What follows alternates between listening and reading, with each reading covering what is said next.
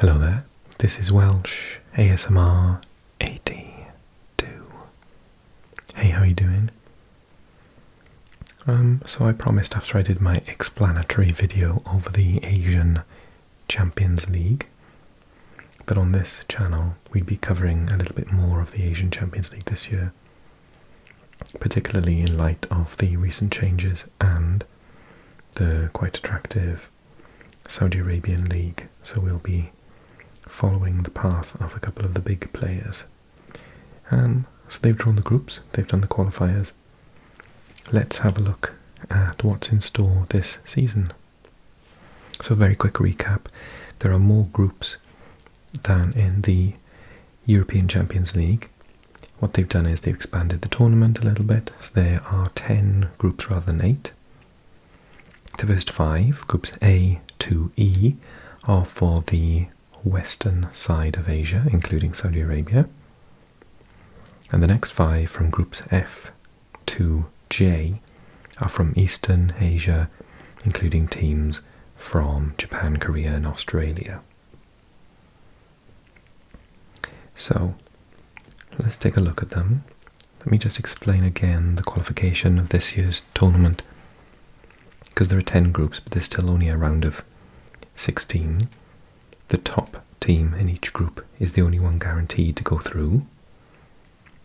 And then of the second teams, there's a little sort of process to rank them. And I think 4 of them don't make it through, off the top of my head. Yeah, I just paused it and did the maths. So, of the western section, 5 groups, 3 of the second place teams will go through, 2 will drop out, and the same for the eastern competition. So that's 16 teams. Okay, let's get started. Group A. So as part of the expansion, they've offered more countries the opportunity to get into the group stage. Our first one is the team which is in Group A, Ahal, which I believe is Turkmenistan. They don't know. I'm pretty sure it's Turkmenistan. So Turkmenistan, I don't remember them being in the competition before, it might be their first time. Al Ain, and they are from UAE. Al Fayha are the cup winners from Saudi Arabia. Remember that in each of these countries, only the champions and possibly the cup winners can make it into the competition. So unlike, it does depend on some of the countries. Some of the countries, if you win the cup, then you'll go into the other Asian Cup. But in many of them, like Thailand, for example, and Saudi Arabia, if you win the cup, then you get into the Champions League. Can you imagine winning the FA Cup and getting into the Champions League in England? Anyway, so yeah. So Al Fayha are not traditionally one of the best sides in Saudi Arabia, but they had a good cup run, and now they're in the Champions League. And then Pakhtakor Tashkent, the champions of Uzbekistan. Really good team, had a good run, got to the semi-finals a couple of years back, during COVID.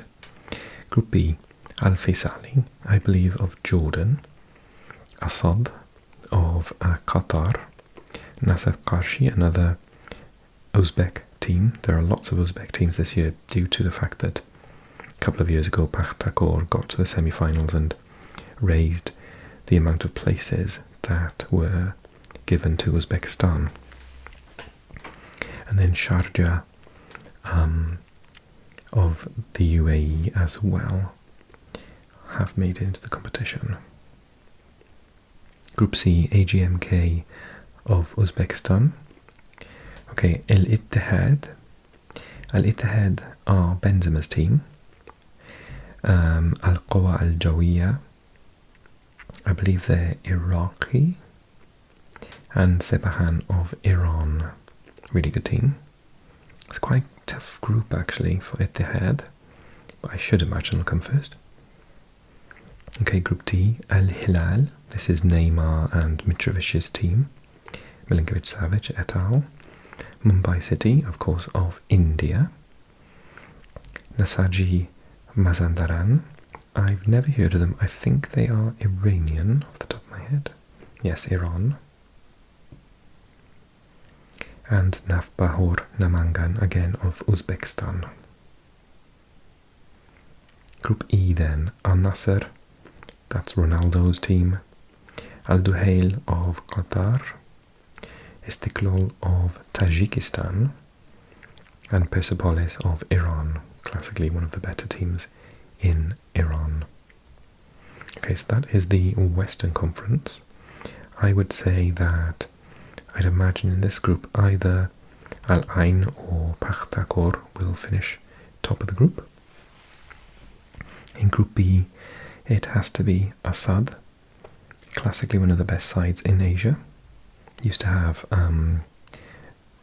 Xavi as their manager before he left for Barcelona, and Iniesta played up there until this year.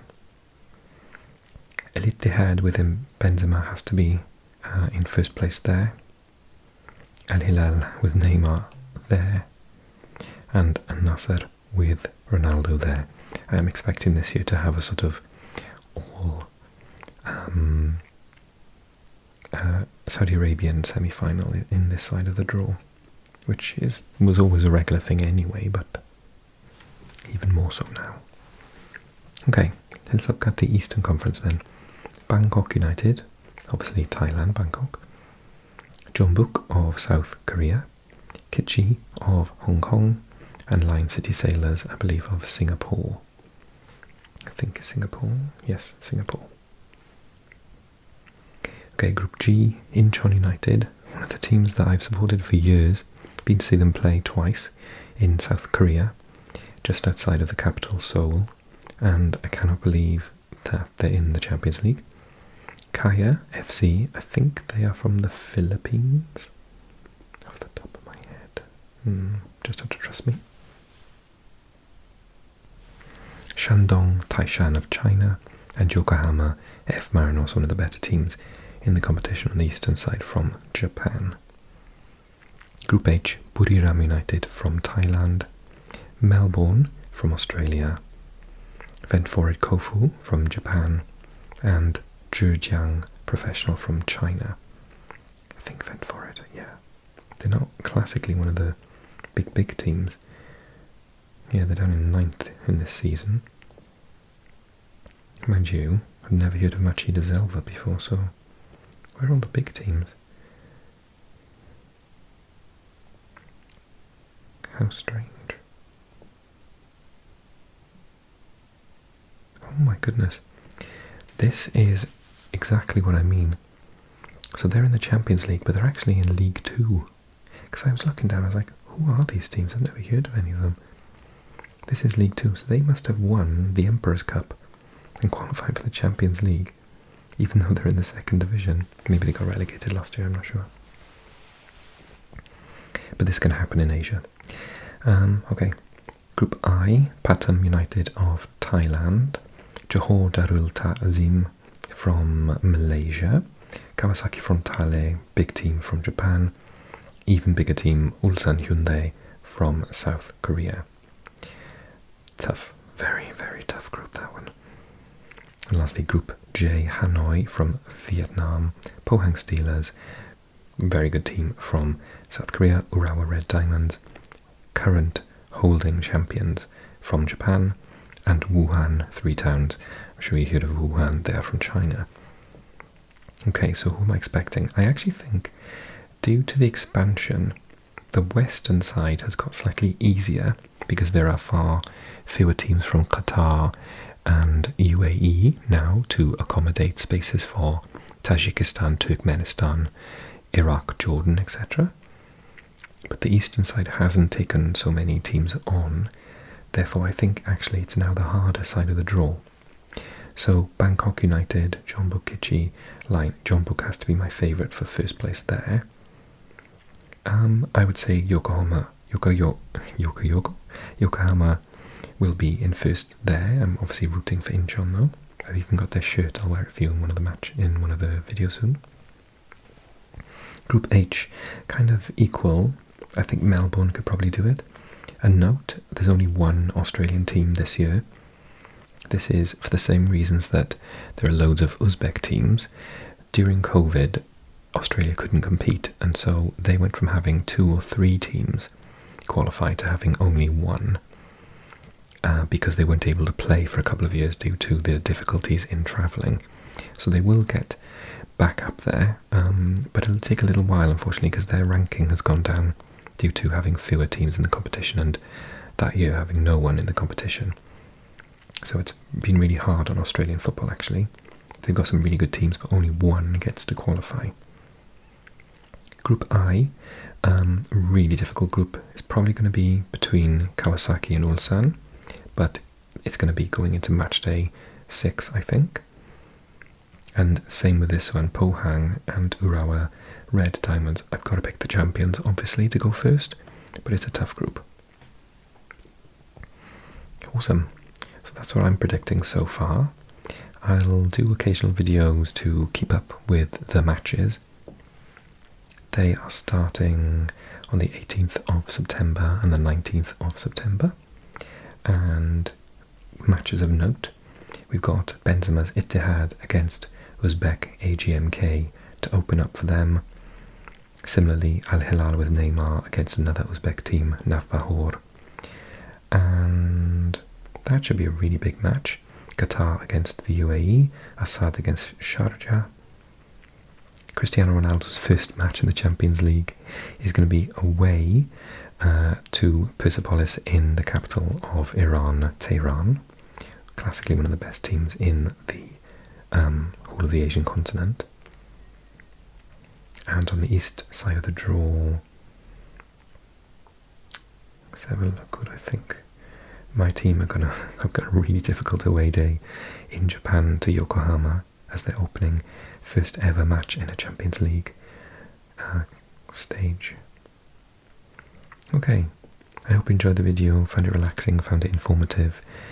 Who do you think is going to win the Champions League this year? I can see it being a finalist from Korea or Japan against one of the Saudi teams. I'm going to pick... Who shall I pick? Al Hilal, probably. But we'll see. Okay, thanks so much. If you enjoyed the video, click like, subscribe if you're new, because we do this a couple of times a week. And if you enjoyed, then you'll definitely enjoy the videos that are going to come next week. Easy for me to say. And drop me a comment and let me know who you think is going to win this tournament this year.